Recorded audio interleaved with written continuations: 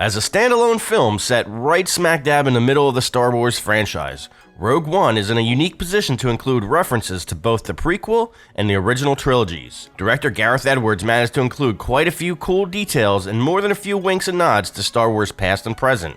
While this list doesn't include every single Easter egg in Rogue One, I've chosen to highlight 12 of the ones that really stood out, as well as a few that you may not even have noticed. Now, if you haven't seen Rogue One yet, you should probably proceed at your own risk, because this video goes into full spoiler territory.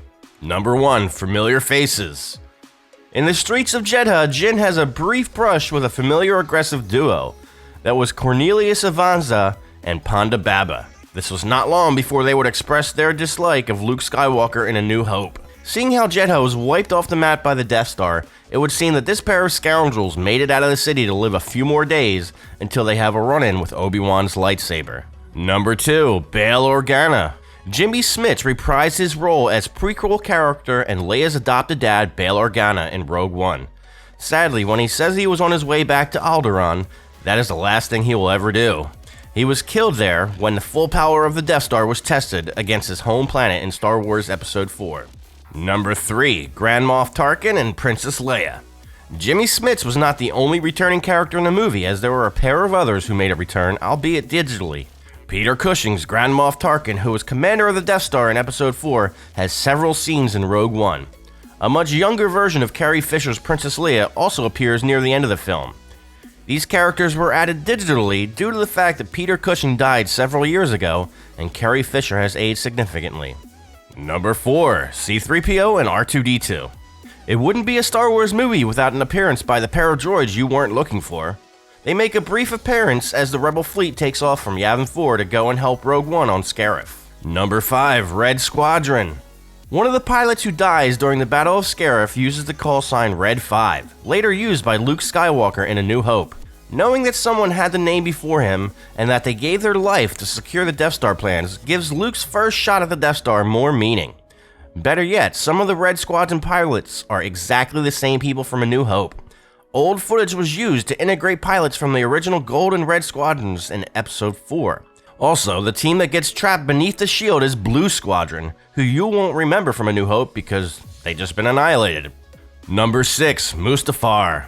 Director Krennic pays Darth Vader a visit at his volcanic base, which has a distinct Lord of the Rings feeling to it.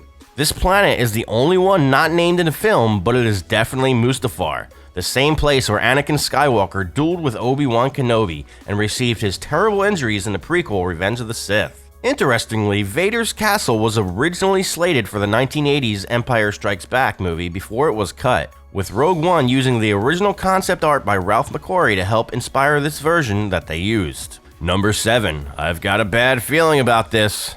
This line, spoken in every Star Wars film thus far, is uttered at one point by the hilarious droid K2SO as the rebels begin their heist infiltration, only for the sentence to be interrupted by Jyn and Cassian. After all, this is no ordinary Star Wars film. Number 8. Holochess. Saul Guerrera's men are playing a non-holographic version of the holochess game, the Jarek, seen on the Millennium Falcon in Episode 4 of Star Wars. It's funny that Saul's rebels are too low rent to afford an actual holographic chess, so their pieces are hand-carved. Number 9. Mon Mothma. Another returning character is Mon Mothma, a politician in the Galactic Senate and leader of the Rebel Alliance. Actress Genevieve O'Reilly reprised her role from Star Wars Revenge of the Sith. This character also appeared in The Return of the Jedi, but was played by a different actress in that movie. Number 10. Captain Antilles. We see Antilles again at the end of Rogue One, giving the Death Star plans to Princess Leia. Antilles is probably best known to Star Wars fans as Darth Vader's first on-screen kill in A New Hope. The captain of the Tantive 4 gets strangled by Darth when he refuses to give up the plans to the Death Star. Number 11. Blue Milk. Who could forget the blue milk from A New Hope?